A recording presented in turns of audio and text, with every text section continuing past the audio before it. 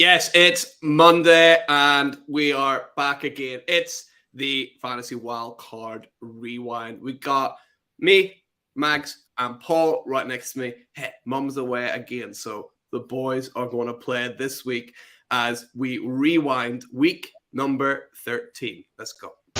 I just want to rewind to when we were young and hard. Back to all those good times. Take me back to the start. Oh, that's fantastic. If you're not in a good mood already, how does that not just get you pumped up and ready, right, Paul? Yeah, I'm disappointed in you. You didn't dance. I did a little dance. I was dancing on my own. Is it because the Chiefs lost? It's actually because I didn't have my notes pulled up and I had to kind of scramble. Just like Joe Burrow scrambled all over the Chiefs, I had to scramble to get my notes. It's definitely because the Chiefs lost. And Yeah. Mum's messaged me and asked me to give you some shit. Okay, so expect. Hold on. I had a trick for that as well. Actually, I was just going to mute your microphone for that, but right. So yeah, we're obviously here to rewind some of the action, and of course, Shane Hannah isn't here. I'm sure she'd be very happy to be talking about the Chiefs Bengals, but we'll get to that. I've got quite a lot to say, actually, Paul. Maybe not what people are expecting me to say though. So we'll get to that in a minute. But we'll start off with, I mean, there's a big moment coming later as well, Paul. I don't know if you've seen, but we'll start off with you. Your first game of the week was you had the Steelers against the Falcons, and hey, you thought the Steelers were going to win. You were spot on. You thought Marcus Mariota was going to pass for over 150 yards. Hey, you were spot on. He got 167 yards. 2 out of 2, Paul. What do you think of the game? And are you on cloud 9 after that 2 out of 2? You've got a couple of 2 out of 2s now for the couple of weeks running, right? Like, perfect start. It's a perfect start. Things can only get better, Apart from the game was so boring. It was such a boring game. I don't know if the Steelers are struggling. I don't know if Kenny Pickett's struggling. I don't know if they're trying to figure each other out. Some people have connections. Like Derek Carr, Devontae Adams has a connection and stuff like this. And I don't know if Kenny Pickett's trying to figure out who his guy is or what. The only person that actually looked half decent for me last night was, dare I say it, but Najee Harris. Yeah. He actually, you know what I mean? A couple of stiff arms. And I think there was one play where he was running and he broke and then he sort of stumbled and it looked like he was going to fall. He stayed on his feet. But I think if he'd have stayed on his feet, then you'd have been talking more yards. I think he'd have got more. I think out of everything, I think he was the only one that really, really stood out for me. The other thing that really stood out for me was the Connor Hayward touchdown. Yeah. Did you see that one?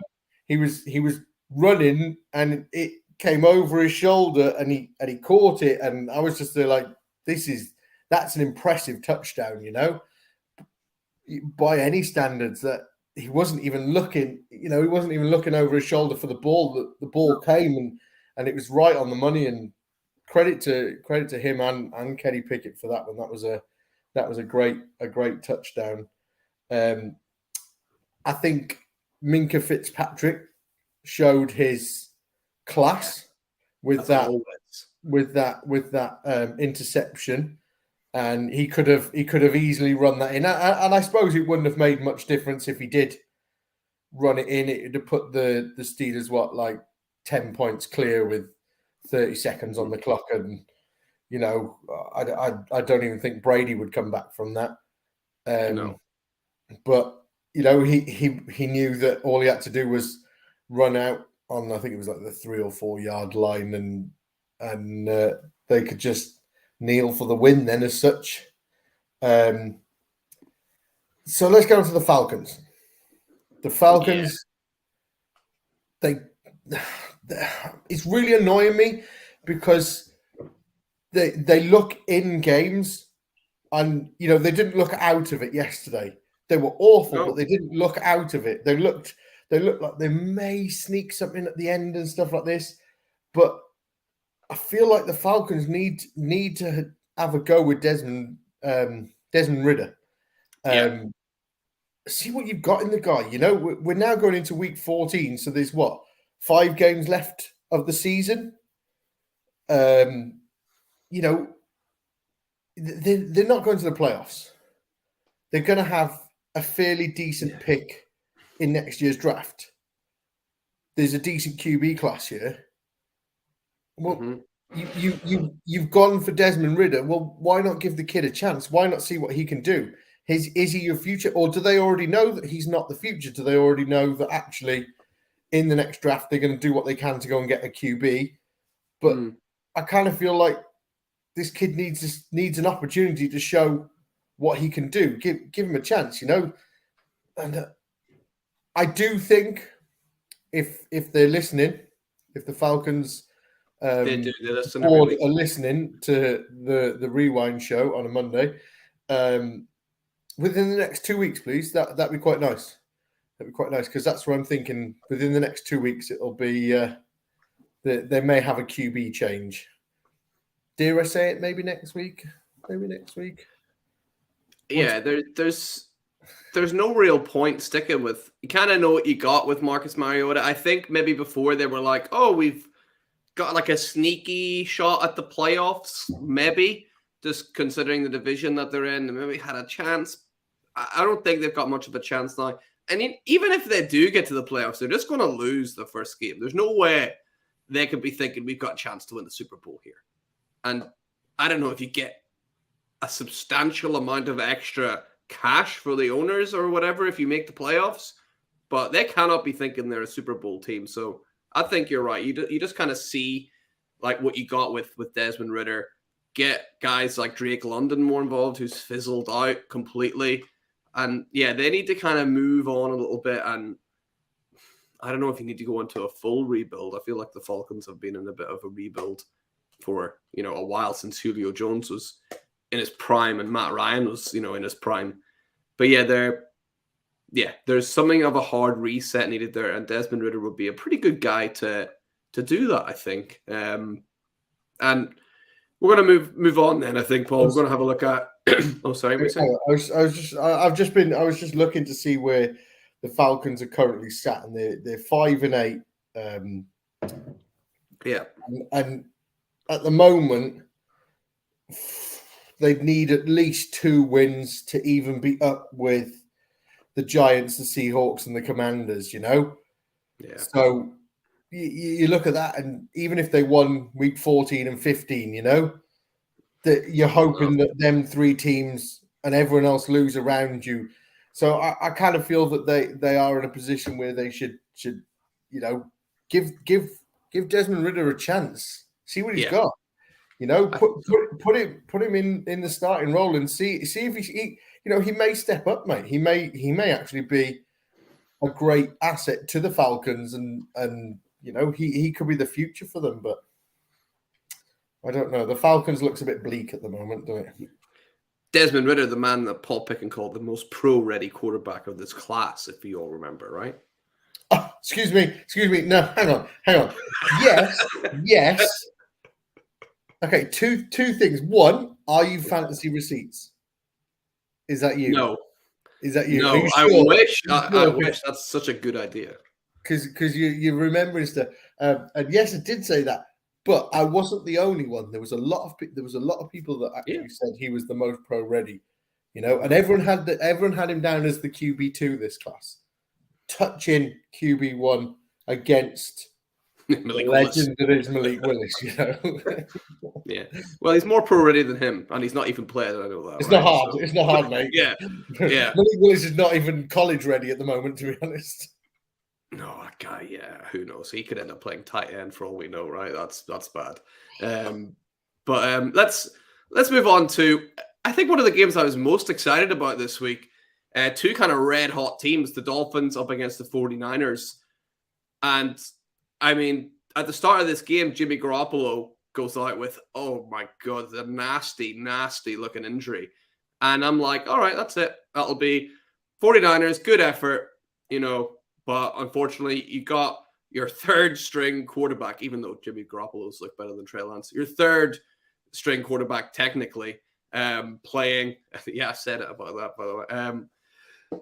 And you think, right, the Dolphins just had too much for them. Tua will continue to play really well. Tyreek Hill, what weapon, Jalen Waddle, all of the above. And the 49ers just crushed them. Just absolutely crushed them. I think, in my head anyway, I thought Kyle Shanahan knew exactly what Mike McDaniel was going to do before Mike McDaniel knew what he was going to do. I don't know if you've seen that as well, Paul. Is that kind of the vibe you got from that game? Yeah, so it was because Mike McDaniel's the apprentice, isn't he? Yes. He's the apprentice, and let's be honest, when Anakin Skywalker fights Obi-Wan Kenobi, Obi-Wan knows his moves, okay? Yeah. He knows what he's going to do before he does it. He's got the high ground as well. You know what I mean? And let's be honest, look at the Dolphins starting running backs. They're both ex-49er running backs. Yeah. He literally was setting up, just going, this is what he's going to do here. We're going to move this. We're going to move this. But yeah, it was. Do you know what? I feel really sorry for the 49ers. So I'll go off. I feel really sorry for them because they gave up everything to go and get Trey Lance. Yeah, and then didn't start him in his first season. He played a couple of games, and they stuck with Jimmy G and everything like this. And then this season, they came into this season, they were like, Trey Lance is our guy. He's our guy. Okay, they were going to get rid of Jimmy G. They couldn't get rid of him. Nobody wanted to pay his wages and whatnot. So they kept Trey Lance. They went with him. They kept Jimmy G on the books. Then Trey Lance goes and gets a horrific injury, and he's out. So then Jimmy G steps up to the plate. And to be fair to Jimmy G, he's done everything the way that it should be done. But they wanted to bolster the running back room. So they went and had a big trade for Christian McCaffrey. Now, everyone thought straight away, Jimmy G, Christian McCaffrey, all of this is all pointing in the right direction. And now Jimmy G's been injured. And you just sort of like, I kind of feel that the 49ers are all in this year. And if they don't win a Super Bowl, I'm not saying it's all going to fall apart next year like the Rams have. Yeah. But, I kind of say that the 49ers, if they don't do it this year, are they in a bit of shit? Because they're going back to Trey Lance. You've got another year on Christian McCaffrey. Are they then building this team and then they're having to start again every year? So they traded for Trey Lance. Then Jimmy G started and Trey Lance came in and stuff like this. And then they started the next year and now Trey Lance is our starter. And then he's been injured. Jimmy G comes back in. We got CMC. Jimmy G's, it all feels a bit like every year something happens and then they end up starting from the start again. I think they should trade Trey Lance. To the Chiefs? No, I would not have Trey Lance.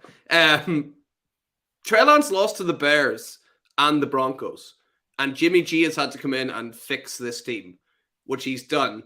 A team that he's already taken to a Super Bowl and lost to the Chiefs. But Trey Lance hasn't played a full season of football in 4 years? More? No, 4 years. By the time he comes back, he won't have played a full season of football in 4 years. And he hasn't shown anything of note anyway. They paid a king's ransom for him, obviously. But I wouldn't be shocked if they try and just scrap this experiment, maybe try and trade him to a team who are a bit more desperate for a starting quarterback, somebody like maybe, I don't know, like the Jets, who might want to take a chance on Trey Lance. I think you cut your losses, and I think you stick with Jimmy Garoppolo. Jimmy Garoppolo is really good. Like, he has gotten them to the Super Bowl before. He's taken them from an underachieving team to now a red-hot team, demolishing teams like the Dolphins. Granted, Jimmy G didn't have much to do with it. But this team is fixed now for this year with Jimmy Garoppolo playing quarterback. And I just feel like Trey Lance might come in and ruin that. So I think they will play him. They've got too much invested. But whoever gets Jimmy Garoppolo out of this deal, they're laughing because he's a really good quarterback, and that's going to end up on a team that needs a really good quarterback. So, I think Jimmy. Can you see Tom Brady being at the 49ers next year? Mm-hmm. Yep. I 100% can. That would be the kind of thing you could see Tampa Bay going, we'll have Jimmy Garoppolo, or maybe not Trey Lance, but they might be like, we'll take Jimmy Garoppolo. We'll give you Tom Brady. Straight up swap. Or is Brady out of contract? Also, before we move on to the next game, did you see Tyreek Hill's touchdown? Yeah, Tyreek Hill. The big one. And yeah. When Jalen Waddle chased him down, do you remember when Tyreek Hill did this for the Chiefs, didn't he? Where he chased down. Always. And he chased down and overtook. And Waddle did it for with Hill. And you see him running past all the 49ers players that were trying to catch him. Amazing. He overtook the ball and just run into the red zone with him. I was just like, that's amazing. They're absolutely lightning quick, but no match for Nick Bosa, right? Nick Bosa, what a player. Oh, mate. Nick Bosa's better than his brother. Imagine those two in the same team, right? Oh, deadly. Yeah.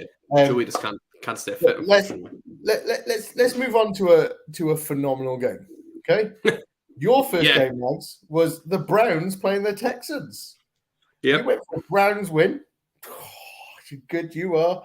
And you also went for Watson under 225.5 passing yards, which you also got correct because he only had 131 yards. Yeah. Boo. Yeah. He's getting booed. What do you think of this one? Well, he's going to get booed everywhere he goes. So he better get used to that. And I was kind of thinking, like, trying to imagine, like, if you're Deshaun Watson, right? His headspace has to be, like, you have to be made of the thickest skin possible not to let this affect you. Because either one of two things, right? Either he's guilty of all of these things happen and he knows it, and he's on the field with these women watching him like they were against Houston, and he's getting booed for it, rightfully so.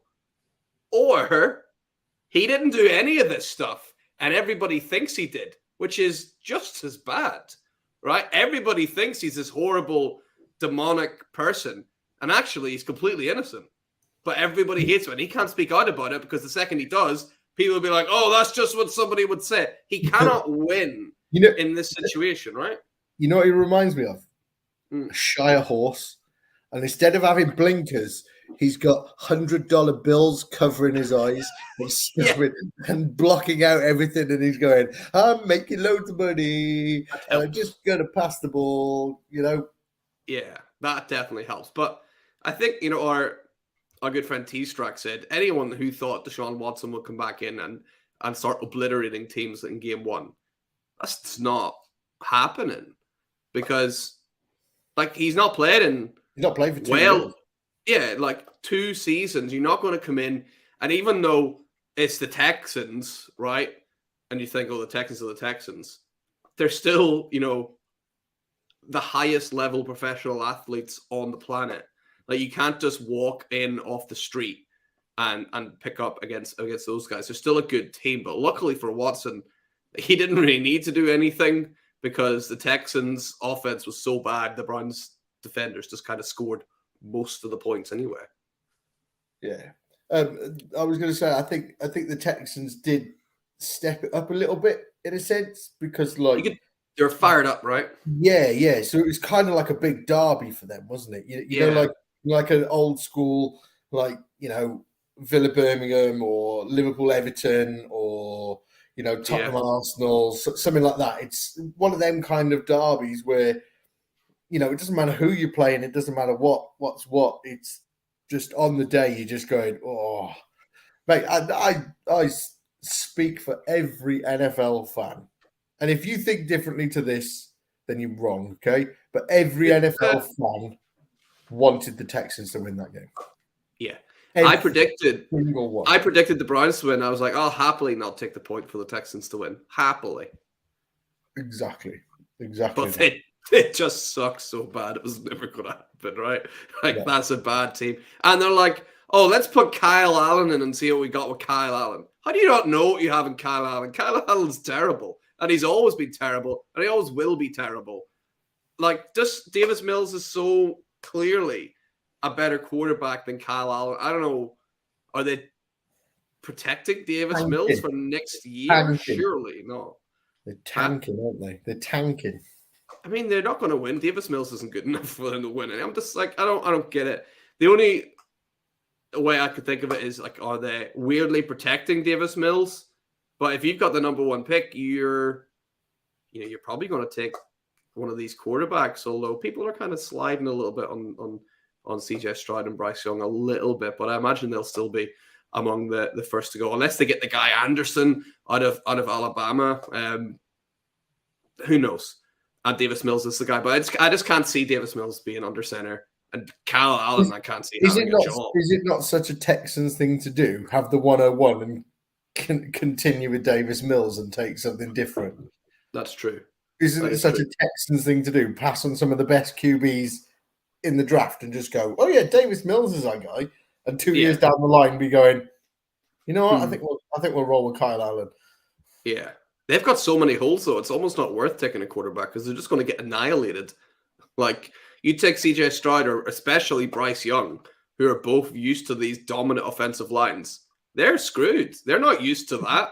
But didn't we say this about Joe Burrow? You know, weren't they saying that there's so many holes there? They need to protect him, and then they went Jamar Chase, and then they went to the Super Bowl. That's true. Yeah. And then they beat you this weekend. Yeah, we're going to get to that soon, right? I mean, that's D-Day is coming up, but we'll go on to the Chargers against the Raiders first. You thought the Chargers would win. Why would you ever guess the Chargers would win? The Chargers can't win a game to save themselves. Neither can the Raiders. That's true. Oh, the Raiders have won 3 in a row. No, wow, look out. And then, who gave you this one? Did Hannah give you this one?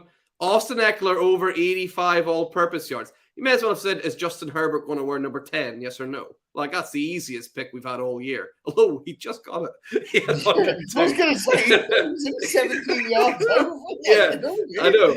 But I was like, if he was like 150 yards, but he got 102. Yeah, I know, but yeah, Eckler was always going to get over 85, and he did, but it wasn't enough. What do you think of this game? So I'm going to start with a bold statement. I love a bold statement, Mags. So Devontae Adams is the best wide receiver in the NFL. Not DeAndre Hopkins. Okay, I said it. Did you not say DeAndre Hopkins 2 weeks ago? I said that I'd pick DeAndre Hopkins in my team, but I take it back. Fantasy receipts. That's you. Right. Your fantasy receipts, mate. I'm telling you. You'd be on that a lot more if it was me. I'd have you on every day. Hang on. Who said Kyle Pitts was average? Oh, that was me. Where's he now? Yeah. One eye on it. Do you remember in school? I remember in school whenever we played like rugby or football. For you English people, rugby is a man's game. I'm not English. I'm not saying you. I'm saying the English listeners that rugby's a man's game. When you were playing a game and the ref used to check your studs. Yeah. You ever do that? And they check, mate. I think they should be checking Devontae Adams' gloves for glue. Okay, go and have a look at his. Because mate, some of them balls that he's catching, you're like, no, you shouldn't be catching. You shouldn't be catching things like that. But mate, it's simple. Okay, how many times have we said this? Give the ball to your best player.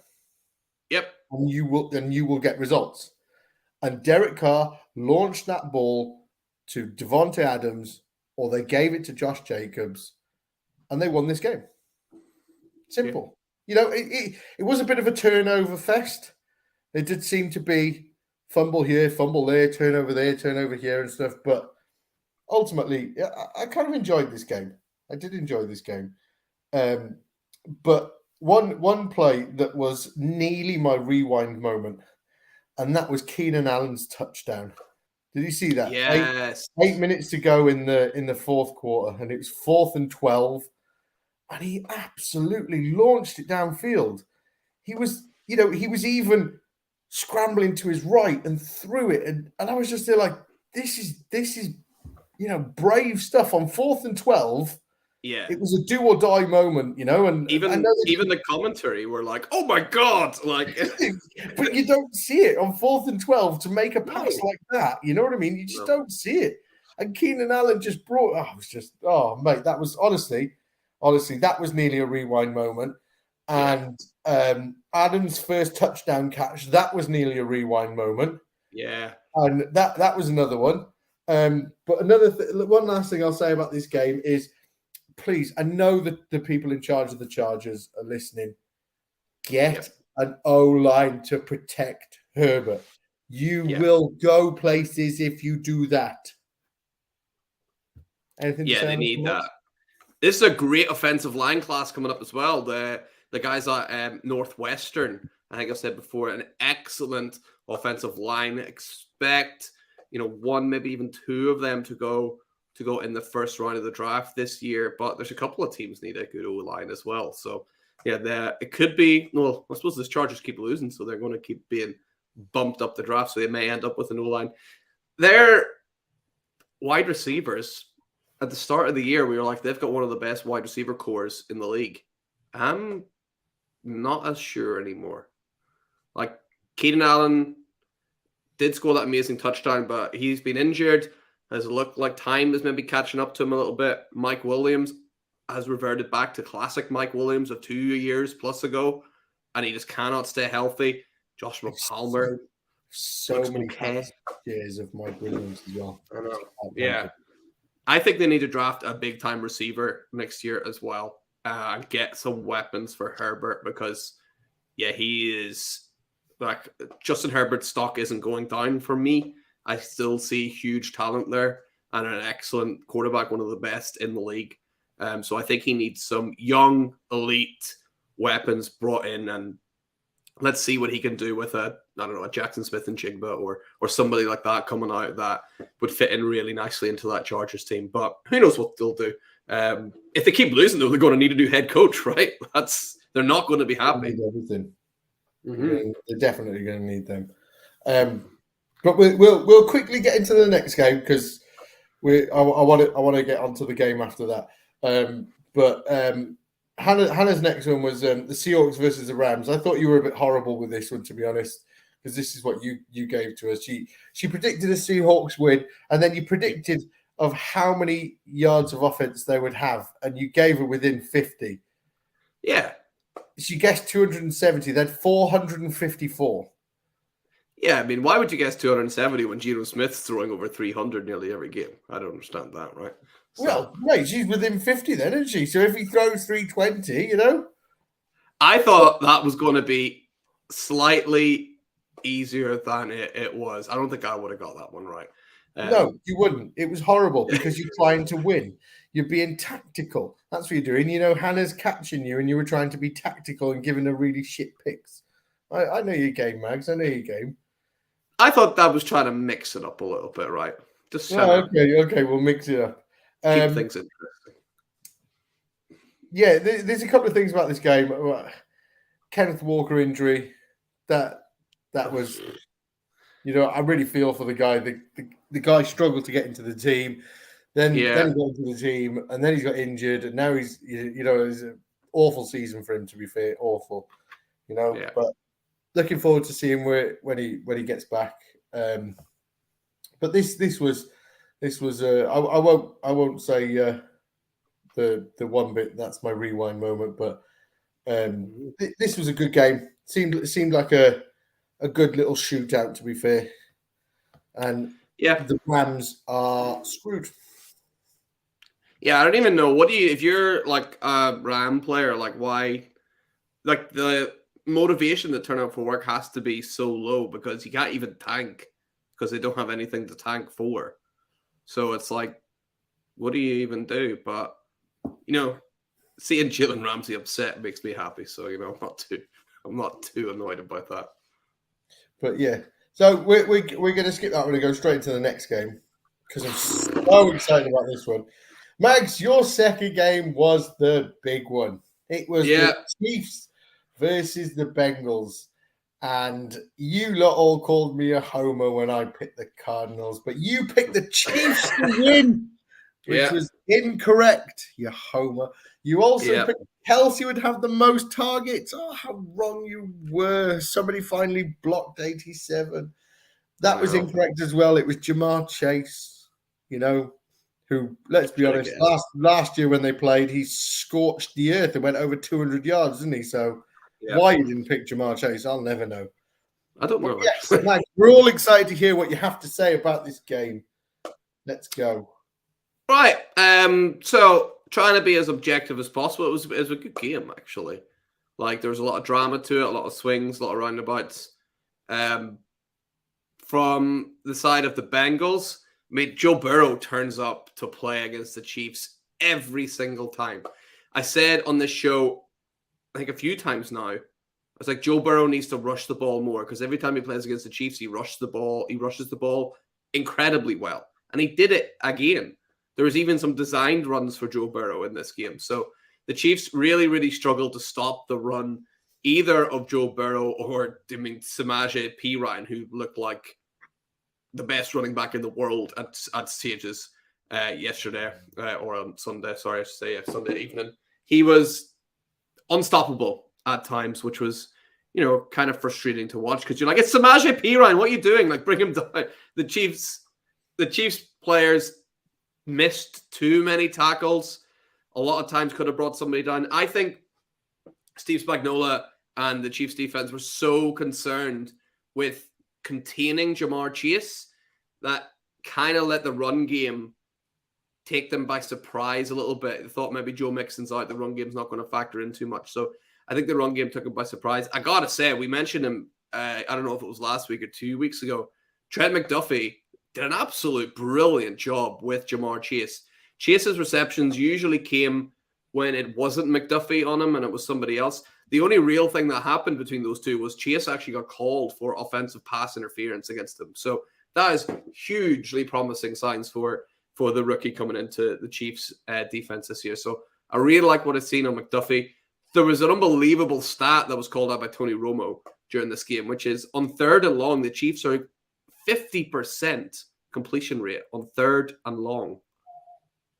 Most other teams are under 10, I think. And the Chiefs are up to 50%, which is absolutely incredible. But, I mean, the main thing I want to talk about is I gotta try and stay consistent with what I talk about in the show. And a few weeks ago, I gave the Bills fans some pelters for saying, like, their actions, what they say on Twitter, and like the criticizing of Josh Allen and Stephon Diggs and the coaching staff is like, what are you complaining about? What are you moaning about? I am not liking what I'm seeing online from the Chiefs fans, really. A lot of sour grapes. A lot of sour grapes being thrown around mostly about the officials.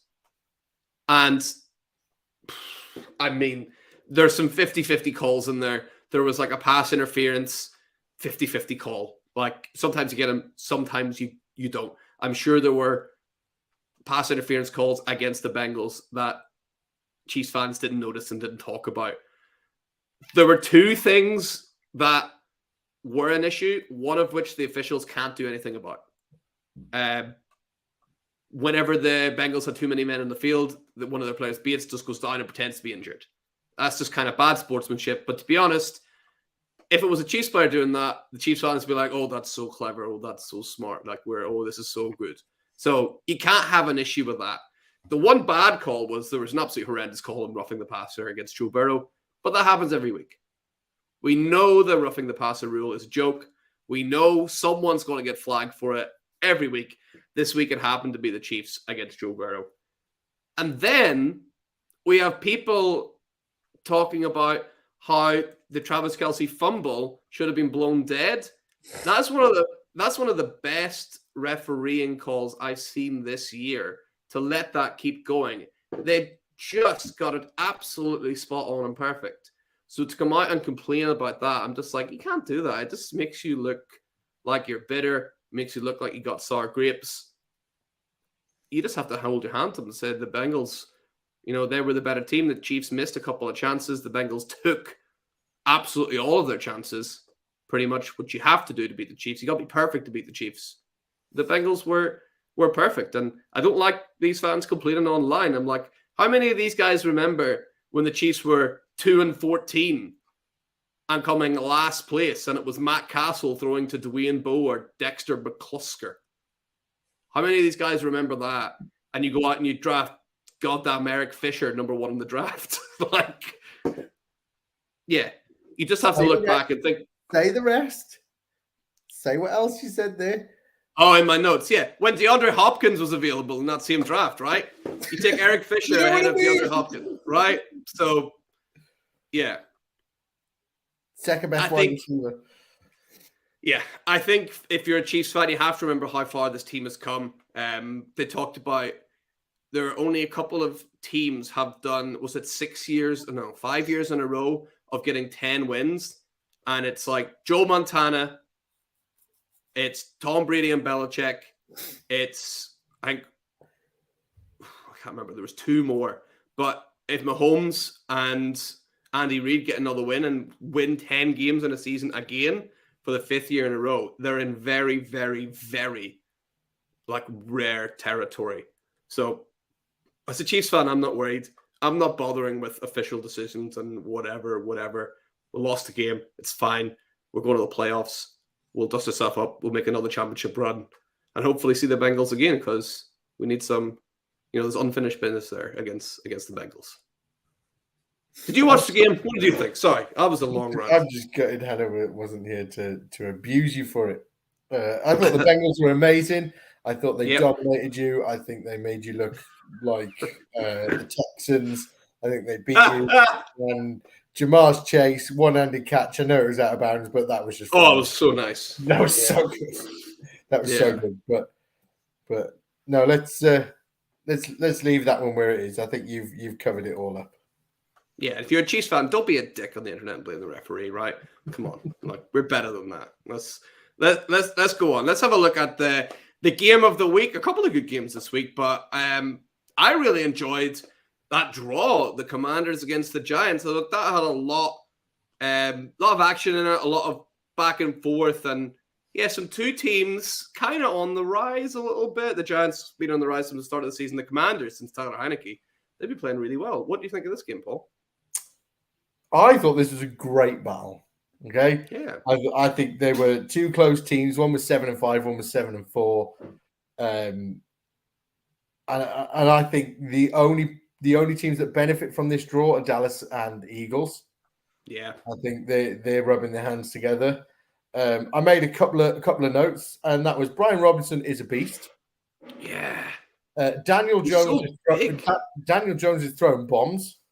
Mm-hmm. Darius Slayton is catching bombs. Some of them. Tyler Heineke was throwing bombs. Yeah. Terry McLaurin was catching bombs. And I was just like, every time I looked at this game, somebody was making a massive pass, I don't think the scoreline actually reflected what I was watching, if that makes sense. Yeah. It seemed like they could march downfield and then they get to a certain point and they couldn't go any further and they kick a field goal. Yeah. And I think that was the same on both sides.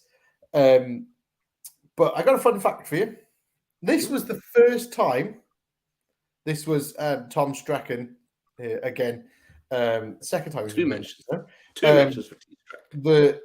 This is the first time this season that Giants have had 2 wide receivers that have scored over 15 fantasy points. Wow. Can you name them?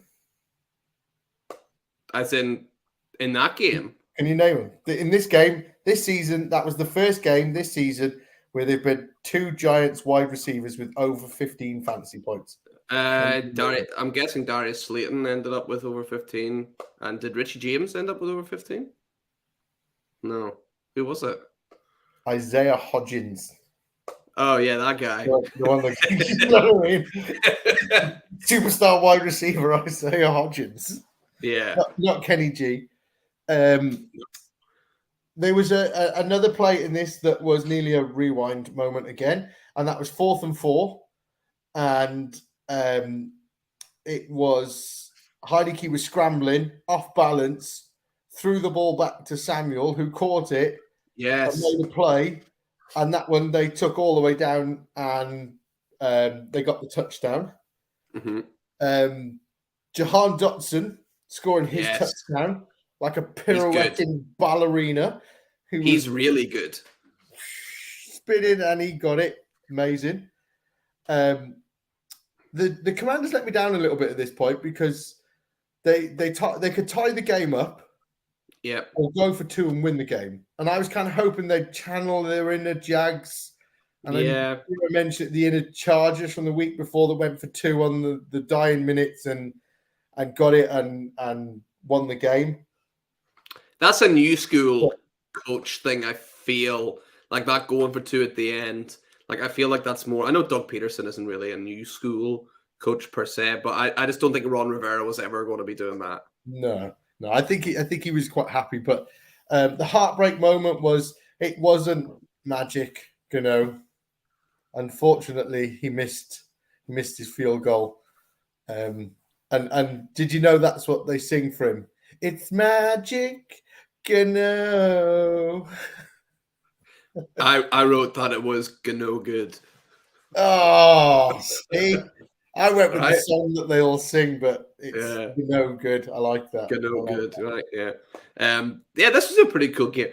Brilliant, aesthetics to this game, right? With the throwback end zone and the throwback uniforms, just love them. Do you see Tyler Heineke arriving to the game dressed like the Peaky Blinders as well? Yeah, that was awesome. He looked amazing. It was very, very cool. And the rest of the kind of stuff I've got in here, just talking about Jahan Dotson, so impressed with Jahan Dotson and Brian Robinson as well. So they've got 2 really good rookies there for the Commanders. So that's good for their future. The Giants need to address wide receiver. I know Slayton ended up with quite a lot there and he caught some things. But they said that he has, was it a 16-17% drop rate? That's 1 in every 5 passes he's dropping. That's crap, right? That's really, really bad for that level. So I know he's been doing a decent job, but I think it's because there's not much else. I think Wan'Dale Robinson was a better option than him before he got injured. Kenny Galladay's evil twin, obviously not pulling the strings as we thought that he might, because the real Kenny Galladay is in the Bahamas, as we established last week. As we figured out last week. Yeah. I think they need to establish wide receiver and get Daniel Jones some more weapons. I think Daniel Jones, he'll be there probably next year, but the problem is it did not pick up his 5th-year option. So if he is going to be there, they're going to have to pay him. And I'm wondering if someone will outbid them for Daniel Jones. That's a really interesting one to keep an eye on because I think he's done enough, but it's whether or not if he asks for a lot of money or not, really. Do you think he'll be there next year? It's hard to say. It's hard to say. I don't think they pay him a big contract. It's so difficult because you want to say, yeah, he'll be there next year. You kind of feel like he's earned his spot, but without a big payday, can they franchise tag him? They could, but that would also cost quite a lot of money. I think they'd be better off giving him a short-term contract rather than a franchise tag. Yeah, but I don't think if I was in his position, I wouldn't sign a short-term one. No. I'd go, you either pay me this much and keep me for the year, or you give me a big contract. So yeah, I think he'll go for the one of them. Yeah, he might be like, I'm off to play cornhole, guys. That's what he does. He's one of the only 2 sports athletes in the NFL, a professional cornhole player as well. You know what cornhole is? Yeah, it's that fairground game where you throw a beanbag into a hole. Yeah, the little bean stacks, isn't it? He's really good at that apparently. So hopefully it's harder than you think as well. You think, oh, this will be really easy. Oh no, I suck at it. No, it's really difficult, and it's really, really far away. It's not like it is on the primary school fair, right? It's miles away. So yeah, it's tricky. That was our game of the week. A nice little game there. And a draw. Very rare to see a draw. It's always nice when you see one of those. So let's move on to the prediction scoreboard and see how we are doing. So, Paul, this is the big moment I talked about earlier, right? Myself and Hannah, we both scored 2. I'm on 36. Hannah's still 2 behind on 34. Paul, the individual winner. You said a month ago you've got us right where you want us. Scoring 3 points, you pulled one back. You're reeling us in. You're on 26, a measly 8 points behind, right? Hannah, that is, not me, obviously. So, if Hannah decided to, go visit Kenny Golladay in the Bahamas for 2 straight weeks and not make any predictions, you might even catch her. So that is quite nice. Just think, mate. By week 5 next year, we'll be level. That's true. That is true. So looking forward to that already. And you kind of teased your hit rewind moment of the week there, Paul. What is your hit rewind moment of the week then? So this wasn't actually a play, a catch, a tackle, or anything like that. But I just love it. Okay, I love some little rivalries and a bit of banter going on. And it was when DK Metcalf was he had a bit of a day with Jalen Ramsey, didn't he? And they were a bit at each other. And he was he lined up on one side and he was in motion to go on the other side. And he told Jalen Ramsey, he said, "I'm going to that side. Do you want to come with me?" And he was calling him across. And he went across and Jalen Ramsey stayed there. And the play went straight to DK Metcalf and he caught it. And he just sort of looked at him and he just went, I told you what I was doing, and he didn't go. But no, that was, to me, I just love that little banter thing. I love a good rivalry. It's two awesome players having a good battle. Yeah. That's what we like to see. Yeah, exactly. For mine, a slight homer pick for this. It was Patrick Mahomes is jumping like Superman touchdown where he jumped over the pile and just extended his arm just enough to get the touchdown. That was awesome. I thought that was the tide beginning to turn in that game. Obviously not meant to be in the end, but yeah, absolutely. Game, right? I know, but I had to take some positives from it, Paul. So that's all I could take from that game. It was a nice touchdown from Superman Patrick Mahomes. So that was quite nice. And we'll move on to topic number 4. It's a rapid recap. It's the best of the rest. We'll fire through some of these because some of these are absolute crap. So let's start with the Broncos up against Lamar Jackson-less Ravens. Oh, you that one, Paul. See, I like what you did with that. The Ravens look lost without Lamar Jackson. Mm-hmm. I thought they had, I thought it was a bit of an opportunity to show, do you know what? Even without Lamar Jackson, we're still going to be a team. And I think if they were playing anyone else in the NFL, I think they'd have lost this game. Yeah. But they were playing the absolute trash Broncos. Yeah, the Broncos suck. So my top note is Ravens lost to that Lamar Jackson. John Harbaugh said that it's not season ending. It could be days, could be weeks. They're not really sure. Yeah. The next one says the lackluster Broncos can't even beat a weakened Ravens. You know what I mean? They just can't do it. But I will finish on this game with a fun fact because I love a fun fact. Yes, really me too. The Broncos are currently on pace for a season of 13.8 points per game. And that is the first team in 10 years to average less than 14 points per game if they go the whole season with it. Wow. That is madness. That's how bad the Broncos are offensively. I mean, we don't have time this week, but next week I'm going to ask both you and Hannah a question so you can do a bit of research on it if you want.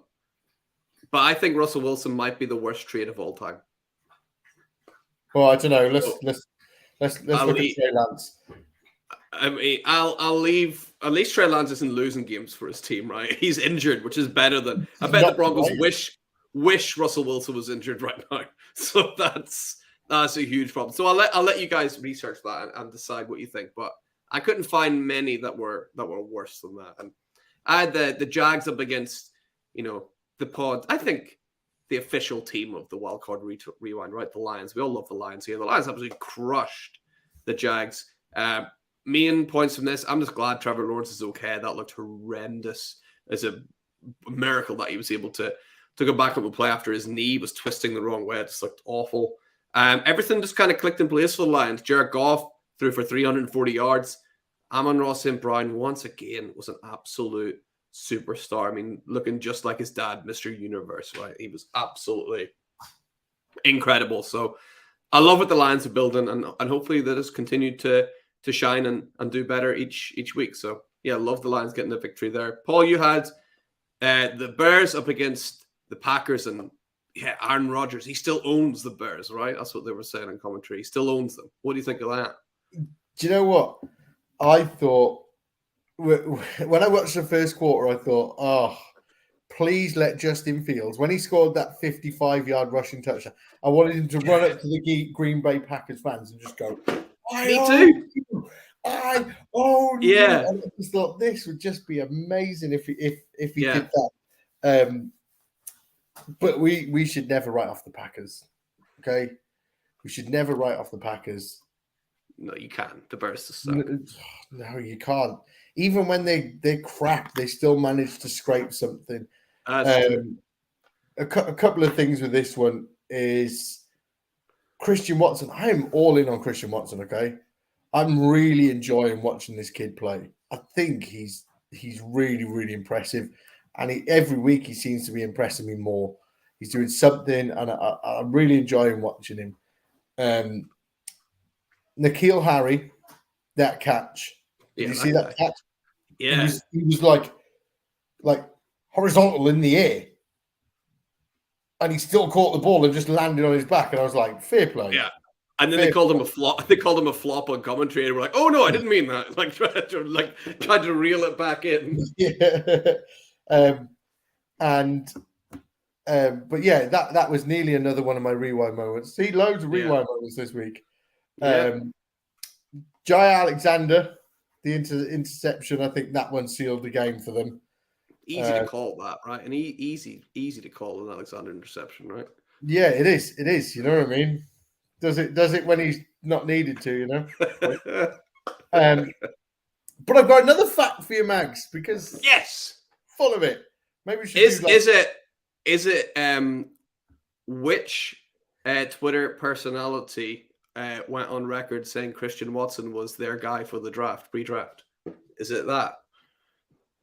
Because that was me. Oh. No, it's Green Bay take the all-time NFL lead in wins. That's cool, right? And that is now they're on 787 wins. Wow. It's impressive, that is. Who knew that the Bears had that, by the way? I had no idea the Bears had that. Right? I assumed the Packers would have had it anyway, or the Steelers maybe. So yeah, good for the Packers. That's good. Yeah, fair play to them. Fair play to them. But no, it was a good game. Yeah, absolutely. I had the Titans up against the Eagles, and this kind of went as exactly as you would expect. Devonta Smith, love watching Devonta Smith play. Love watching AJ Brown play. Gotta say, I love watching Jalen Hurts play and the whole Lions team, right? They are really, really nice to play. It is getting to a point in the NFL now where you need something the Titans definitely do not have. There are so many elite wide receivers now that you need 2 elite corners or you're screwed. You can't have a number 2, a weak corner going up against T. Higgins or Devonta Smith or some of these absolutely amazing weapons that you've got. Hollywood Brown for your team, right? You can't have a weak corner lined up against those guys. So the amount of wide receivers that we see coming out of these drafts and that are in the NFL right now, teams are going to have to start loading up on elite cornerbacks, or they're just going to get blown to smithereens by, these amazing wide receivers that we're seeing. Even some wide receiver 3s in the NFL are looking really, really good. So yeah, the Eagles are absolutely smashing it with the weapons they have. And round of applause for the Eagles' run defense that held Derrick Henry to 30 yards, which is so impressive. Well done to the Eagles. Paul, you had the Jets up against the Vikings. This was a good game, right? Yeah, I really thought he was going to come back. I really thought Mike White was going to get him the win. So I want to pronounce his name, Zonovan Knight, the running back of the Jets. That sounds right. Yeah. Wait, do you know what? Where's he come from? I was just like, this kid actually looks decent. Like, he had himself a good day. He did really well. The other thing about this game is, did you see the Twitter beef with DJ Reed and Justin Jefferson? I did not. Please DJ tell Reed, me. Did a post-match interview where he was like, he was saying he was all in his shit all game and everything like that. And then Justin Jefferson tweeted back going, hey, bro, come at me when your coaches trust you to be one-on-one with me and stuff like this. And I was like, oh, man, I feel like this is going somewhere. But yeah, DJ Reed's not even the best quarterback in his team. He should shut his mouth. Yeah, so he felt like he had a good day against Justin Jefferson. And I was like, bro, come on. You needed Sauce's boss to come and help you. Exactly, yeah. But yeah. Yeah, so not even Sauce could cover Justin Jefferson. Like, he was red hot as always, right? He was. Yeah, but absolutely. Yeah. And then I had last game on the rapid recap. Colts, Cowboys. Right. Can you help me out here? So, no one on the Cowboys rushed for over 100 yards. No one received for over 100 yards. And Dak Prescott threw for under 200 yards. And they still scored 54 points. It's great, wasn't it? There was... did Pollard got 2 touchdowns? Gallup got 2 touchdowns. Elliott got a touchdown. Great celebration. You see that? The Zeke in the box celebration? That was great. Yeah. Fun fact for you. That's a scoregami. Ooh. Have you heard what this scoregami is? I have not. It's when you get a different final, like a different score. And that was the 1,074th different combination. Oh, it's never been done before. So it's never been done before. 1954. 1954, never been done. That's pretty cool. All right, we're going to go rapidly through then, Paul. We'll go rapidly through our predictions for week number 14. So let's start off, Paul, with one for you. You've got the Jets and the Bills. Who's going to win, and which running back has got the most total yards? Quick and easy. Sorry, my wife's come to let the dog in, and she's dancing in the background, trying to put me off. Nice. The Bills are going to win, and I'm going to say it. Zonovan Knight is going to get the most rushing yards. I said it. Wow, that sounds good. We had. What you want to say? What Hannah's one was? So Hannah had her first game. It's Vikings versus the Lions. She's gone for a Vikings win, and I said, which team has the most turnovers? And she's gone for the Lions. Yeah. So I'll do the decent thing and give you yours as well. Mags, your first game will be Eagles versus the Giants. Who wins and who has more rushing yards? Jalen Hurts or Saquon Barkley? Good question. I'm going to say the Eagles will end up winning. I'm going to say Jalen Hurts has got more rushing yards than Saquon Barkley. Just after what they did to Derrick Henry, I'm going to go Jalen Hurts with more rushing yards. Paul, I've given you the Chiefs, as is tradition. So you got the Chiefs against the Broncos. Who's going to win? And is Russell Wilson going to throw more interceptions or get sacked more against the mighty Chiefs? So I'm going to go for the I won't do that. I'll go for the Chiefs. The Chiefs are going to get the win easily, and I think Russell Wilson is going to get sacked more than he throws interceptions. Hannah's second game is the Bucks versus the 49ers. It's a great game, that one. I said, who will win? And I asked her, who will be the 49ers starting QB? She's gone for a 49ers win. Brave. And she's also said that Brock Purdy, is that how you say his name? Purdy? Probably. Will start. And she said, no, I don't think it will be Baker Mayfield. Ooh. Mm-hmm. So Brock is starting. Mags, you've wrote your first game there, but it's not. It's your second game. Will be the Panthers versus the Seahawks. Wow. Yeah. Hold on tight. Who wins? And Brian Burns over or under 1.5 sacks?